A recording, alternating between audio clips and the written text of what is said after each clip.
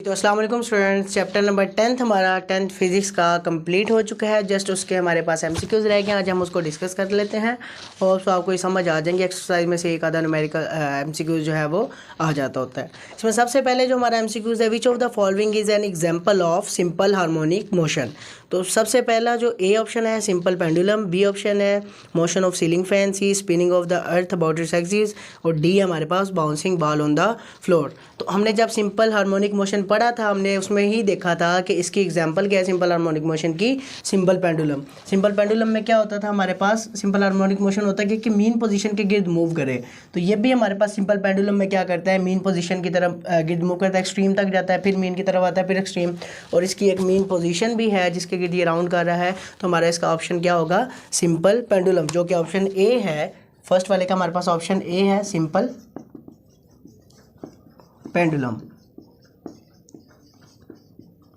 Second option second MCQ देखें, if the mass of the bob of a pendulum is increase by 3 factor. अगर हमारे पास एक Bob है, उसका हमने मास 3 टाइम बढ़ा दिया है, तो टाइम पीरियड पे क्या इफेक्ट पड़ेगा।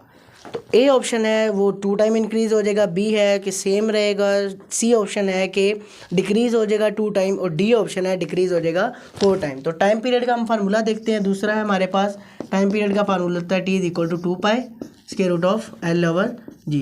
तो यहाँ पे हमारे पास टाइम पीरियड किस पे डिपेंड कर रहा है, लेंथ पे और वैल्यू ऑफ जी पे। यहाँ पे मैथ का तो जिक्र है ही नहीं, तो मैथ जितना भी बड़ा या छोटा हो टाइम पीरियड पे कोई फ़र्क नहीं पड़ेगा, टाइम पीरियड क्या रहेगा, सेम रहेगा। तो इसका हमारे पास बी ऑप्शन है, रिमेन सेम।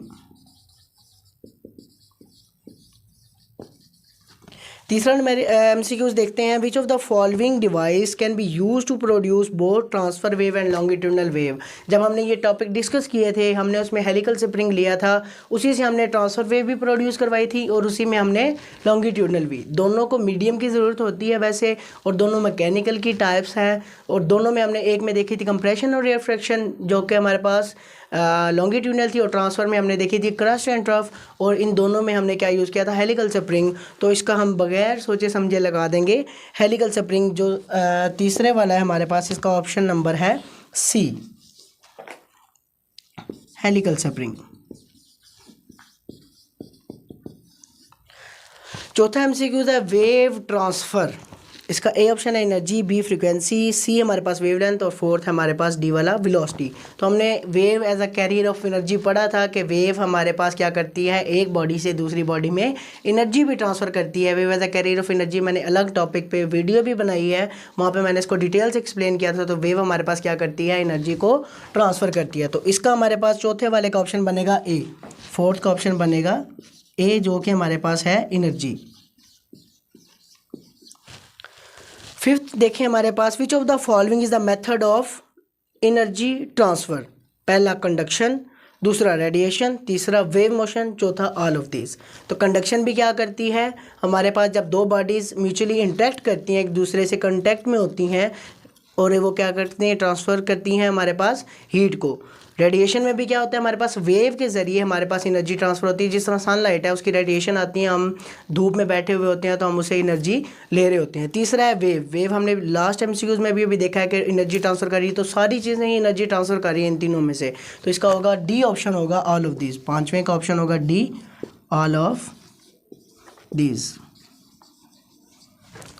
छठा एमसीक्यूज देखें, in a vacuum all electromagnetic have same speed या फ्रीक्वेंसी या एम्पलीट्यूड या वेवलेंथ। तो वैक्यूम में हमारे पास इलेक्ट्रोमैग्नेटिक वेव होती कौन सी हैं, जिनको हमारे पास कोई भी मीडियम की ज़रूरत नहीं होती। एयर है या मीडियम कोई और है, वहाँ पे हर जगह पे उसकी स्पीड क्या रहती है, सेम रहती है। बेशक हम उसको मीडियम के इंडिपेंडेंट होती है, मीडियम चेंज भी कर दें तो उसकी स्पीड चेंज नहीं होती। तो इसका ऑप्शन क्या होगा, ए ऑप्शन होगा स्पीड। छठे का हमारे पास ए ऑप्शन होगा स्पीड। सातवां एमसीक्यूज देखें ज़रा, a large ripple tank is a vibrator, frequency कितनी दी हुई है उसने, 30 हर्ट्ज़। सातवां एमसीक्यूज फ्रीक्वेंसी कितनी दी हुई है हमारे पास, 30 hertz. Produce 25 complete waves, number of waves कितनी है,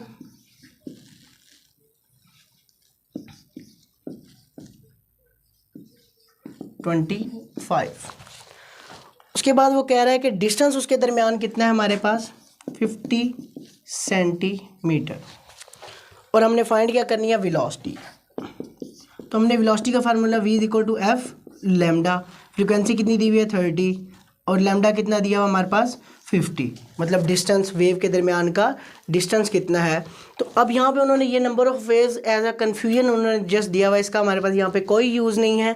तो v equal to F lambda prove करेंगे। अच्छा, अब आप लोगों के जेहन में आ रहा होगा कि यहाँ पे मैंने लैम्डा जो है डिस्प्लेसमेंट है इसको सेंटीमीटर से मीटर में कन्वर्ट नहीं किया। क्यों नहीं किया? क्योंकि इसके चारों के चारों ऑप्शन है, चारों में सेंटीमीटर ही हमारे पास यूज़ हो रहा है, तो इसको हम सेंटीमीटर से मीटर में कन्वर्ट नहीं करेंगे। तो ये 5 3 15 और ये 00 मीटर सेंटीमीटर पर सेकेंड।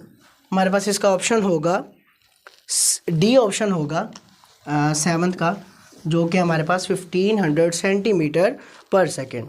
उसके बाद हमारे पास 8वां MCQs है, which of the following characteristics of wave is independent of other.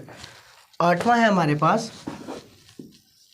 कौन सा कैरेक्टरिस्टिक्स है हमारे पास जो इंडिपेंडेंट है। हमने एक रिलेशन पढ़ा था v is equal to F lambda.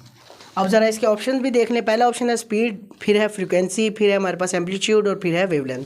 ये हमारे पास स्पीड है, ये फ्रीक्वेंसी है और ये वेवलेंथ है।